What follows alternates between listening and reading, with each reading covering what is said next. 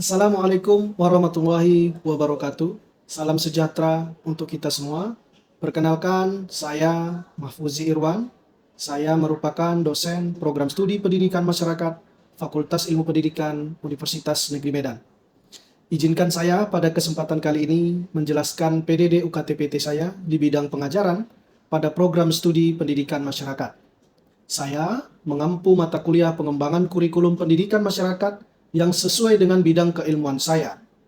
Saya akan menjelaskan mata kuliah ini dengan metode DIA, Delivery, Interaction, and Assessment. Mata kuliah pengembangan kurikulum pendidikan masyarakat memiliki bobot 3 SKS dan biasanya berada pada semester genap, tepatnya pada semester 4. Mata kuliah pengembangan kurikulum pendidikan masyarakat ini bertujuan untuk membentuk pengetahuan, sikap, dan keterampilan mahasiswa dalam mengembangkan kurikulum pendidikan nonformal. Adapun capaian pembelajaran mata kuliah ini terdiri dari 6 capaian. Yang pertama, mahasiswa diharapkan mampu bertindak aktif dalam pengembangan kurikulum pada satuan pendidikan nonformal sebagai bentuk tanggung jawab dalam peningkatan mutu kehidupan masyarakat. Yang kedua, mahasiswa diharapkan mampu berperan aktif dalam pemecahan masalah melalui pengembangan kurikulum Penmas secara kreatif, inovatif, dan sistematis melalui kolaborasi tim. Yang ketiga, mahasiswa diharapkan mampu menguasai konsep teoritis dan tahapan pengembangan kurikulum pendidikan nonformal secara sistematis dan terukur. Selanjutnya, mahasiswa diharapkan mampu menilai suatu kurikulum pendidikan nonformal berdasarkan kondisi atau situasi yang ada di lapangan dengan bertanggung jawab.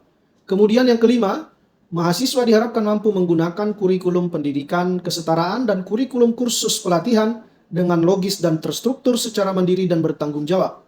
Yang terakhir, mahasiswa mampu mendesain kurikulum pendidikan kesetaraan dan kurikulum kursus pelatihan berdasarkan kebutuhan belajar masyarakat secara logis dan terstruktur. Ada beberapa materi pembelajaran dalam mata kuliah pengembangan kurikulum pendidikan masyarakat ini. Antara lain, yang pertama, konsep pengembangan kurikulum. Yang kedua, sejarah perkembangan kurikulum di Indonesia. Yang ketiga, analisis kurikulum pendidikan nonformal dengan studi kasus sekolah perempuan.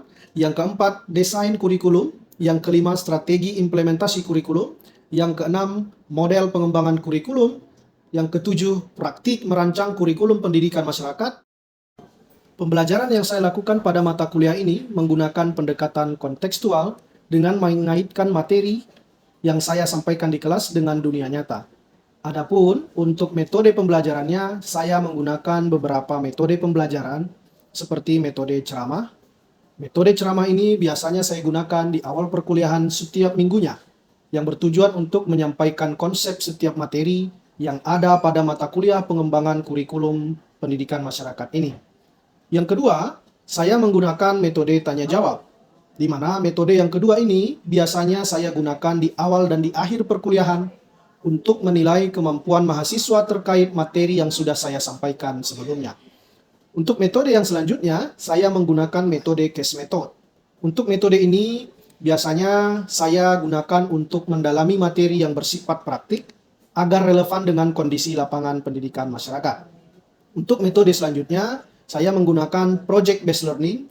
Pada metode pembelajaran ini, saya memberikan tugas kepada mahasiswa untuk menyusun salah satu kurikulum pendidikan masyarakat berdasarkan permasalahan yang didapatkan dari hasil mini riset dan rekayasa ide yang sudah mereka kerjakan sebelumnya. Kemudian, mahasiswa akan mempresentasikan hasil penyusunan kurikulum yang mereka kerjakan pada pertemuan ke-15. Dalam proses perkuliahan di Universitas Negeri Medan, kami menggunakan model blended learning, di mana ada pertemuan tatap muka sinkronus maupun asinkronus menggunakan berbagai platform tatap maya seperti Zoom Meeting, Google Meet, dan menggunakan sistem pembelajaran daring atau Learning Management System dalam pengumpulan tugas mahasiswa. Learning Management System yang digunakan ialah SIBDA. SIBDA adalah Learning Management System resmi yang dikembangkan oleh Universitas Negeri Medan dalam membantu dosen dan mahasiswa berinteraksi dalam pembelajaran, baik secara sinkronus maupun asinkronus. Untuk mata kuliah pengembangan kurikulum pendidikan masyarakat ini, ada beberapa jenis tugas yang dinilai, seperti tugas rutin, tugas critical book report, tugas critical journal review, mini riset, rekayasa ide, dan tugas proyek. Adapun untuk bobot penilaian pada mata kuliah ini terdiri dari kehadiran dalam perkuliahan, itu disebut sebagai formatif 1 dengan bobot 5%, ujian tengah semester disebut sebagai formatif 2 dengan bobot 20%, ujian akhir semester disebut formatif 3 dengan bobot 25%, dan tugas portofolio disebut formatif 4 yang terdiri dari tugas rutin, critical book report, critical journal review, mini riset, rekayasa ide dan proyek dengan bobot 50%. Mata kuliah ini juga memiliki penilaian sikap, antara lain kejujuran, tanggung jawab, kerjasama, ketangguhan, kepedulian, kedisiplinan, ketekunan, dan berinisiatif. Berikut, saya akan tampilkan rekaman proses pembelajaran mata kuliah pengembangan kurikulum pendidikan masyarakat yang sudah saya lakukan di dalam kelas.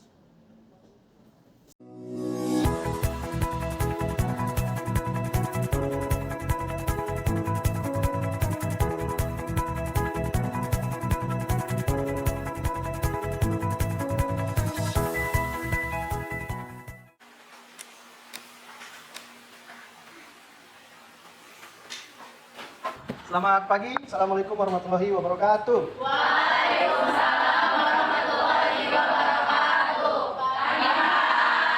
Bagaimana kabarnya, sehat? Sehat. Kantong sehat? Sehat. Kok udah nggak sehat tapi sudah tanggal muda? Oh, kebanyakan nongkrong kalian, ya kan? Ingat ya tugas-tugasnya. Oke, alhamdulillah kalau sehat ya. Baik, agar perkuliahan kita diberkahi oleh Allah Subhanahu wa taala, Tuhan Yang Maha Esa. Mari kita berdoa. Yang pada kesempatan kali ini saya mau Carlos yang pimpin doanya. Silakan Carlos. Baiklah kepada teman-teman semua, sebelum kita mulai proses pembelajaran kita, alangkah baiknya kita berdoa untuk kesehatan kita masing-masing. Berdoa dimulai.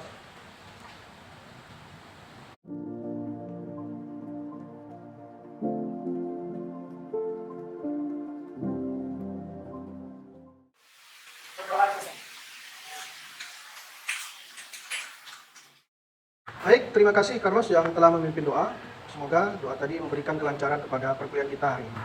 Nah, selanjutnya, seperti biasa saya akan melakukan absensi pada nama-nama yang saya panggil. Mohon tunjuk tangan. Tamara Adisa, Hadir, Pak. Siti Ramadhani, Hadir, Pak.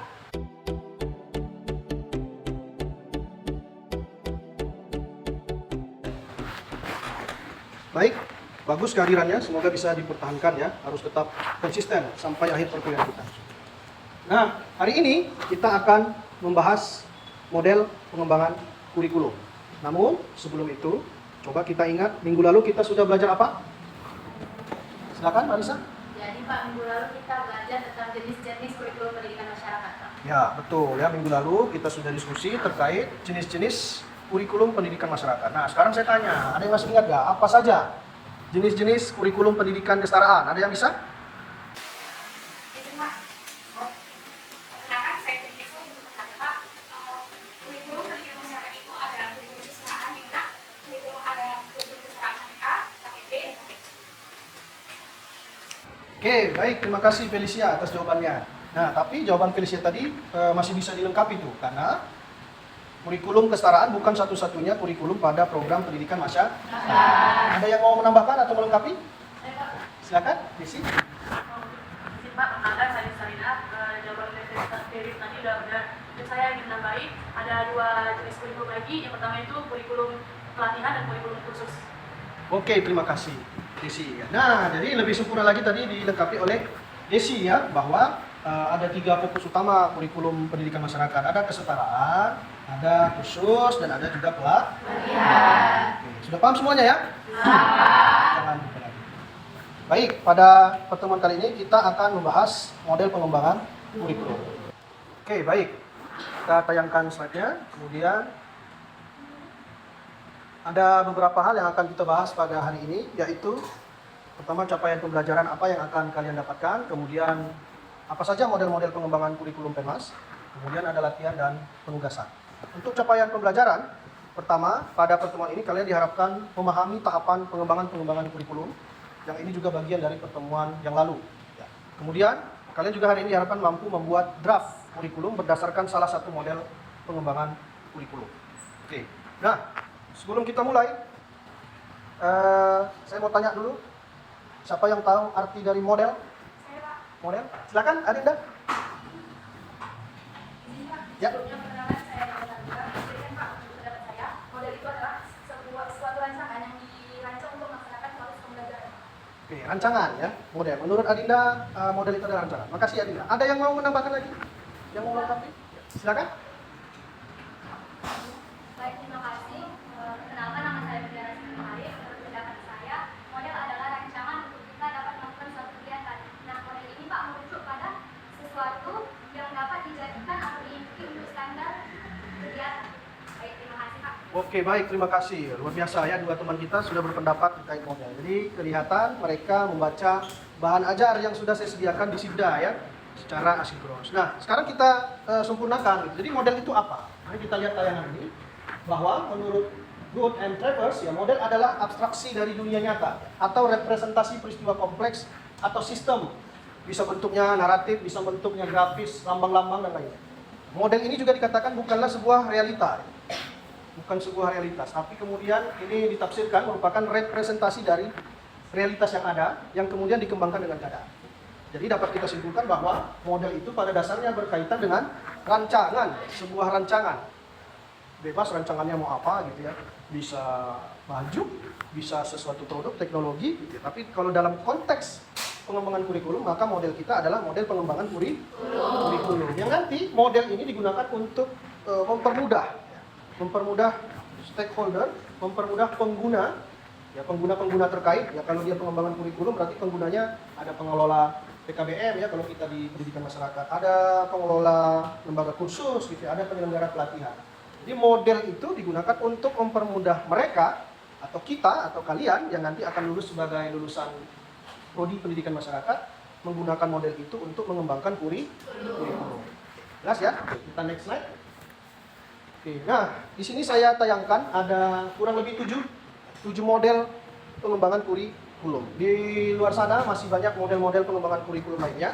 Cuma dari 7 ini saya sudah ambil bahwa 7 ini lebih relevan dengan pendidikan masyarakat. Kita mulai dari model yang pertama, model Tyler. Nah, model Tyler ini tentu ditemukan oleh si Tyler ya dengan namanya. Dia merumuskan ada 4 langkah pengembangan kurikulum ya. Pertama, objectives, kedua selecting learning experience, kemudian organizing learning experience dan evaluation. Kira-kira ada istilah yang tidak dimengerti dari 4 langkah ini? Nanti semua ya. Coba selecting learning experience, apa artinya? Ya, silakan Marisa. Selecting learning experience itu seperti memilih bagaimana cara kita belajar. Oke, bagaimana cara kita belajar? Lebih tepatnya adalah pengalaman pembelajaran. Ya, kita harus menentukan pengalaman pembelajaran. Kalau evaluation, ayo siapa yang bisa? Desi? Mungkin itu evaluasi pembelajaran yang sudah didapat selama kita belajar model ini Pak. Oke, baik, terima kasih. Nah, jawaban-jawaban tadi sudah tepat gitu ya. Cuman secara lebih detail bahwa maksud dari model Tyler ini adalah ada 4 tahapan yang harus kita perhatikan dalam mengembangkan kurikulum. Tahapan pertama adalah objektif. Itu kalau istilahnya maknanya adalah kita harus menentukan tujuan dari pembelajaran itu sendiri. Tujuannya untuk apa? Seperti yang pernah kita bahas beberapa minggu lalu, bahwa kurikulum itu kalau kita bongkar, kalau kita tarik dari awal, pasti ujungnya adalah mau jadi apa kurikulum itu, mau menjadikan seseorang seperti apa. Tyler juga begitu, dia mulai dari perumusan tujuan. Kemudian setelah tujuan diidentifikasi gitu ya, dituliskan atau dipilih, lalu kemudian kita memilih bagaimana mengembangkan pengalaman belajar. Pengalaman belajar ini biasanya kalau kita di RPS, di mata kuliah kita di perguruan tinggi, itu kan ada 16 pertemuan ya. Nah, 16 pertemuan itulah yang dinamakan dengan pengalaman belajar. Lalu kemudian organizing learning experience. Hampir sama ini ya, selecting dan organizing. Kalau selecting kita masih apa? Memilih gitu. Tapi kalau organizing kita sudah masukkan pengalaman belajar mana yang mau masuk di pertemuan keberapa. Gitu ya. Oh, ini cocoknya pertemuan ini cocoknya pertemuan sekian dan seterusnya.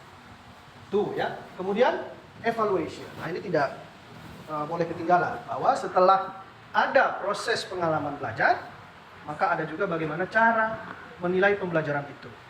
Berhasil atau tidak, sesuai dengan tujuan atau tidak. Itu model yang pertama. Next. Nah, itu model Tyler ya. Nah, model Tyler ini ketika kita buat dia lebih rinci atau diperluas, maka hasilnya seperti ini. Dia menentukan tujuan saja, dia berawal dari kebutuhan peserta didik seperti apa, lalu kemudian kebutuhan masyarakat secara umumnya juga bagaimana, dan dia juga kaitkan dengan bagaimana perkembangan teks kekinian, sehingga kemudian tujuan pembelajaran itu bisa menjadi tujuan pembelajaran yang kompleks, yang sudah disesuaikan dengan kebutuhan, baik kebutuhan peserta didik. Kalau di pendidikan masyarakat atau pendidikan non formal berarti kepada warga belajar, sudah sesuai dengan kebutuhan warga belajar. Kemudian jika sesuai dengan kebutuhan masyarakat pada umumnya, artinya profil lulusan itu disesuaikan dengan kebutuhan masyarakat. Ini biasanya kaitannya dengan lembaga-lembaga khusus pelatihan ya, yang senantiasa menyelenggarakan kursus, yang orang mengikuti kursus itu akan pasti terjun langsung di lingkungan masyarakat. Tergantung dia kursus apa. Kalau dia kursus masak, berarti kan memang kebutuhan di masyarakat itu banyak, ya, membutuhkan orang yang ahli dalam bidang masak, juga dengan menjahit. Ya. Betapa banyak orang sekarang butuh skill keahlian menjahit. Jadi kalau mau buat kurikulum menjahit harus dilihat, ya, bagaimana trennya sekarang, baju-baju sekarang. Mungkin ikan itu sampai benang-benangnya juga dipikirkan. Kalau biasanya warna-warna jahitan baju zaman dulu itu mungkin warna-warna yang standar gitu, kalau nggak merah, biru, hijau, kuning gitu ya. Sekarang kan ada banyak warna, ada postal, berapa ini? Sage, buskal, apa itu ya? Banyak. Artinya itu harus disesuaikan juga. Kalau menurut versi Tyler. Begitu juga dengan ITES-nya. Makanya banyak sekarang berkembang kursus-kursus itu, bahkan pembelajaran sekarang itu tidak hanya pada ruang kelas yang kita seperti ini, tapi ada juga di Learning Management System atau LMS. Banyak. Kalau kalian searching di Udemy, itu banyak kursus-kursus online, baik yang berbayar maupun gratis. Nah itu semua harus disusun. Pasti mempertimbangkan perkembangan ITES. Lalu disusun, lalu kemudian dirumuskan tujuan pembelajaran, baru memilih pengalaman belajar, organisasi pengalaman belajar, dan menata pengalaman belajar hingga evaluasi. Mungkin ada pertanyaan terkait 7 model pengembangan kurikulum? Silakan Carlos terlebih dahulu. Sebelumnya perkenalkan nama saya Prof. Siti. Di sini saya bisa kata Bapak dari ketujuh model itu kan sama nih Pak. Saya kira ada nggak Pak di antara inklusif ini perbedaan gitu Pak dari penjelasan tadi Pak. Oke, baik, pertanyaannya bagus dari Carlos ya. Kenapa dari semua model tadi itu berbeda-beda tahapannya? Nah, itu difaktori atau disebabkan oleh ya beda cara menganalisis masalahnya, sehingga kemudian si Tyler berbeda, si Weller berbeda, tadi kemudian Temis juga berbeda. Tapi secara umum dia tidak lari dari lahirnya sebuah kurikulum itu harus didasarkan pada kebutuhan. Jelas? Ada lagi pertanyaan? Silakan, Angelika ya. Jadi kan Pak tadi Pak sudah jelaskan ada 7 model pengembangan kurikulum. Nah, dari 7 model tersebut mana Pak model yang paling baik digunakan untuk pengembangan kurikulum? Oke, wah ini pertanyaan bagus juga. Ada 7 model Pak. Lalu kemudian model mana yang paling bagus? Sebelum saya menjawab, ada yang bisa menjawab hal tersebut? Untuk diskusi kita, silakan. Terima kasih. Perkenalkan nama saya Abu Bisa Putri. Di sini saya menjawab pertanyaan dari saudari yang cerita. Nah, menurut saya model yang paling baik dari tiga model ini adalah model Taylor. Kenapa? Karena model Taylor itu sangat rinci dan sangat jelas. Oke, menurut Arum, model yang paling baik itu adalah model Tyler. Ini ya. Oke, ada yang mau menjawab lagi? Ya, nah, kalau pertanyaannya mana yang terbaik untuk langkah-langkah kita menyusun kurikulum, membantu kita sebagai perancang kurikulum, mungkin kita bisa saja menjawab Tyler. Kenapa? Karena ada langkah-langkah yang detail di situ. Itu ya. Tapi kalau kita mau generalkan, apakah model Tyler itu relevan dengan semua keadaan? Apalagi kalau kita bicara pengembangan kurikulum pendidikan masyarakat, yang pendidikan masyarakat itu kan sasarannya sangat luas. Maka jawab yang paling tepat adalah tidak ada model pengembangan kurikulum yang paling baik. Semua baik, semua bagus, karena semua layak, karena sudah dikaji oleh ahli gitu ya. Yang membedakannya adalah tergantung situasi dan kondisi sebuah lingkungan atau sebuah program atau kelompok komunitas, kelompok masyarakat, tergantung mereka masalahnya apa. ya kan? Kalau masalahnya sederhana ya tentu bisa mengembangkan kurikulum itu dengan sederhana. Kalau yang mau mengembangkan kurikulum itu mungkin orang yang sudah expert gitu ya, mungkin saja mereka tidak perlu langkah-langkah yang terlalu rinci. Tapi kalau yang mengembangkan itu adalah pengelola dari program pendidikan masyarakat yang masih pemula, mungkin dia membutuhkan penjelasan yang agak rinci terkait bagaimana mengembangkan kurikulum, terutama kurikulum pendidikan masyarakat. Saya kira itu jawabannya. Ada lagi yang mau bertanya? Sudah paham ya? Oke, sekarang untuk mengukur kemampuan kalian dalam hal pemahaman terkait model pengembangan kurikulum, maka sekarang mari kita bentuk kelompok sesuai dengan kelompok yang sudah kita tentukan beberapa waktu yang lalu. Ada berapa kelompok? 3 ya? Kelompok. Kemudian buatlah draft kurikulum. Tentu kurikulum yang sudah kita sepakati sebagai tugas proyek kita yaitu kurikulum sekolah perempuan pada desa masing-masing. Nah, buatlah draft kurikulum itu dengan mempedomani langkah-langkah yang ada pada model pengembangan kurikulum pendidikan masyarakat yang sudah saya jelaskan tadi. Oke, silakan dibentuk kelompoknya sekarang. Oke, sudah dibentuk kelompok ya. Sekarang saya akan berikan lembar kerja kalian per kelompok. Silakan dimanfaatkan dengan menuliskan draft kurikulum ya yang kalian rancang sesuai dengan tema sekolah perempuan yang sudah kalian tentukan.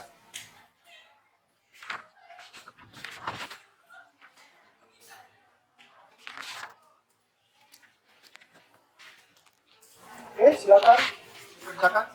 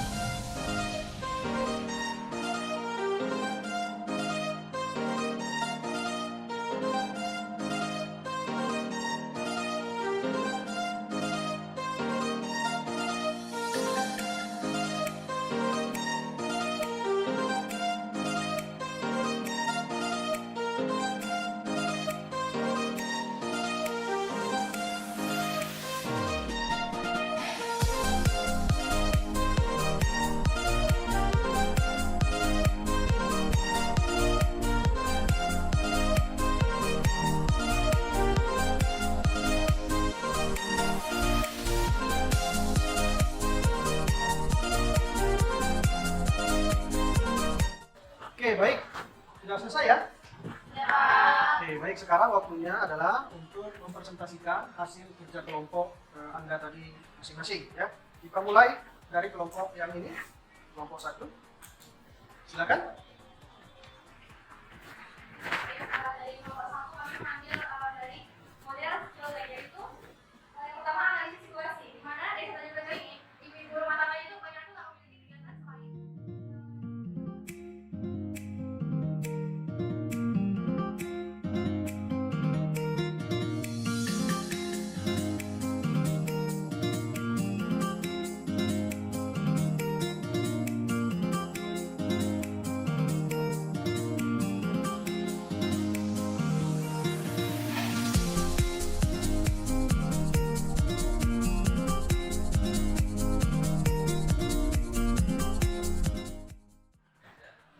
Oke, beri aplaus untuk kelompok 1.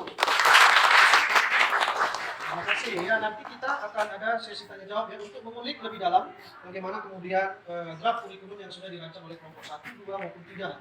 Tapi sebelum ke sana kita beri kesempatan untuk kelompok 2 agar mempresentasikan draft kurikulum. Pada kelompok 2 saya persilakan. Yuk, silakan.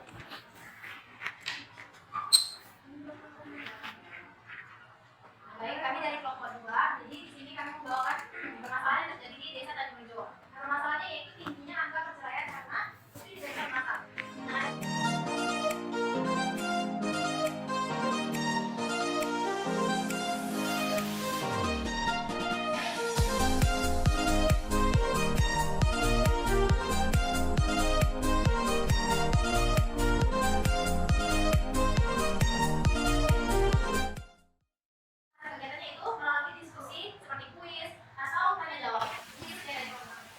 Oke, beri aplaus untuk nomor 2. Kita tahan dulu ya kalau ada pertanyaan-pertanyaan ya. Selanjutnya kita silakan kepada kelompok 3 untuk mempresentasikan draft kurikulumnya. Pada kelompok 3 saya persilakan.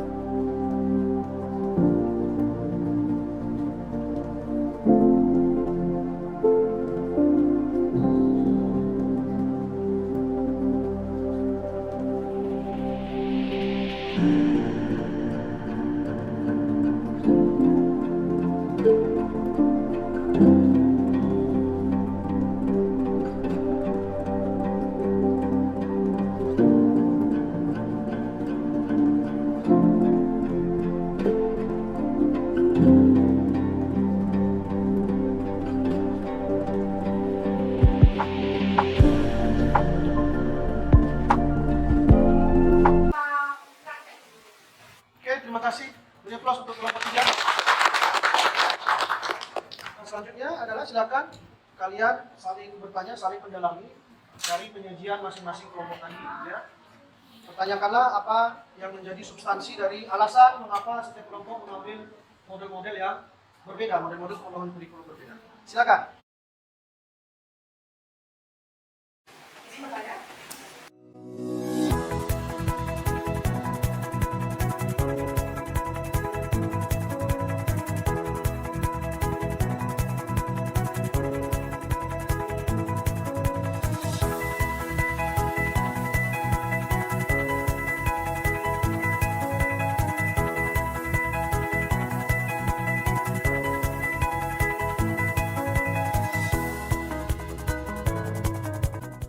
Beri aplaus untuk kita semua.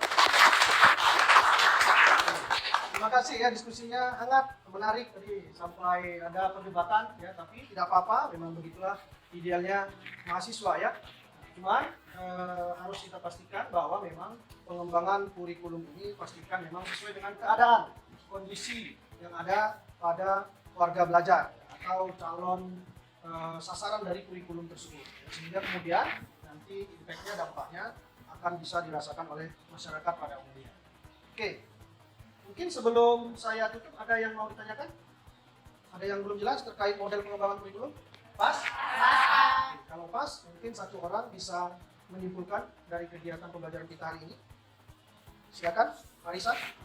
Baik, terima kasih Pak. Nah, di sini saya dapat menyimpulkan dari materi yang Bapak bawakan hari ini, bahwasanya model pengembangan kurikulum itu yang namanya model berarti rancangan kegiatan. Nah, kalau dikatakan model pengembangan kurikulum berarti model rancangan kegiatan kurikulum pendidikan masyarakat itu tersebut. Nah, Bapak menjelaskan ada 7 model pengembangan kurikulum pendidikan masyarakat. Nah, dari ke-7 model itu, jika dikatakan mana yang paling baik, semua model itu sangat baik, tergantung sesuai kebutuhan yang ada di lapangan. Nah, terus mungkin untuk di akhirnya itu kesimpulannya itu kurikulum itu suatu model pengembangan kurikulum itu dikatakan berhasil jika sesuai dengan tujuannya itu tercapai atau tidaknya. Oke, terima kasih Marisa. Bagus sekali ya kesimpulannya. Cuman saya perlu menambahkan bahwa proses pengembangan kurikulum itu tidak sampai pada model pengembangan kurikulum saja. Ada langkah selanjutnya lagi yang akan kita pelajari di minggu depan, ya, yaitu strategi implementasi pengembangan kurikulum. Ya, itu nanti akan kita bawakan di minggu depan, dan seperti biasa nanti akan ada diskusi yang akan saya sediakan di SIPDA untuk memberikan pemahaman dasar bagi kalian terkait dengan materi minggu depan, ya, strategi implementasi. Oke, saya kira demikian perkuliahan kita hari ini. Lebih dan kurangnya mohon maaf. Terima kasih. Selamat pagi. Assalamualaikum warahmatullahi wabarakatuh. Waalaikumsalam warahmatullahi wabarakatuh. Selamat pagi.